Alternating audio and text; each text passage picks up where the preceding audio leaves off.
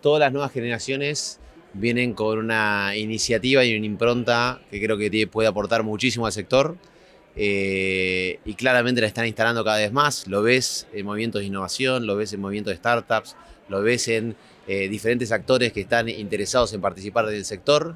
Y creo que nosotros como, si querés, gente con experiencia, tenemos la gran, en cierto sentido, deuda con esta nueva generación de empezar a construir una red que sea sólida y que sea colaborativa y que permita que el sector crezca, ¿no? Entonces me parece que está en nuestra responsabilidad trabajar junto con ellos en ese sentido.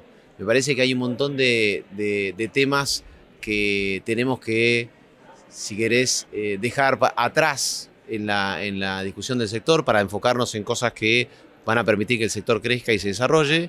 Y me parece que exclusivamente con la generación que nos trajo hasta acá no vamos a hacer un buen trabajo. Yo creo que tenemos que agarrar y ser inclusivos de diferentes actores a lo largo y a lo ancho de la cadena y a lo largo de las generaciones para saber que tenemos que poder construir un sector agropecuario, un sector agroindustrial que explore su máximo potencial y que permita que la Argentina crezca de la manera que nosotros podemos ayudarla a crecer.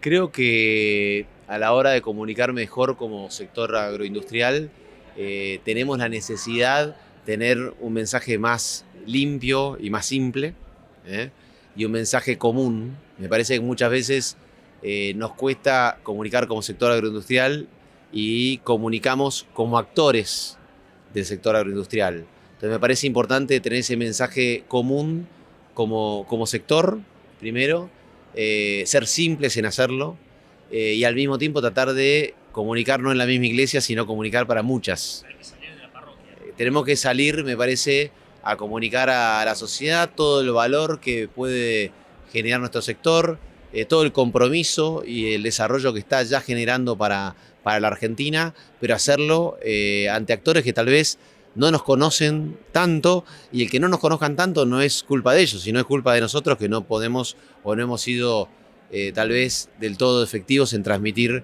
un mensaje común desde el punto de vista del sector, ¿no?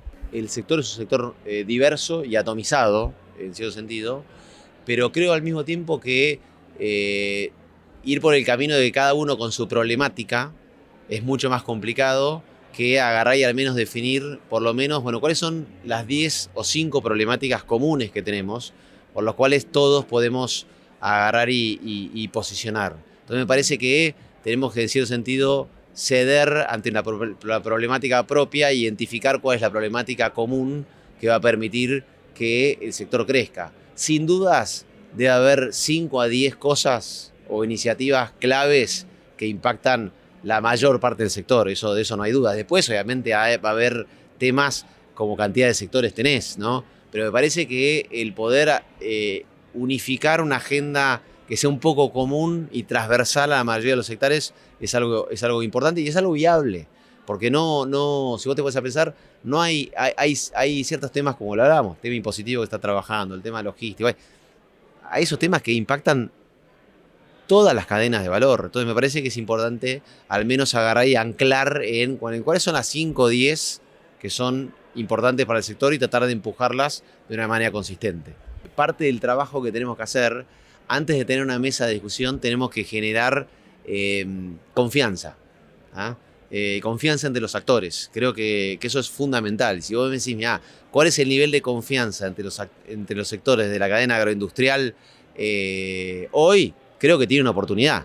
Entonces me parece que tenemos que ir generando confianza, conociéndonos, siendo empáticos. Muchas veces es más fácil entender cuál es el problema que tengo yo versus entender cuál es el problema que tenés vos, ¿no? Escucharnos un poco más y me parece que también bajar los prejuicios, ¿no? Fíjate una cosa que es interesante cuando estuvimos hablando con los jóvenes hoy, nosotros como gente con más experiencia, si querés, tenemos un prejuicio para con los jóvenes en muchos casos, ¿no?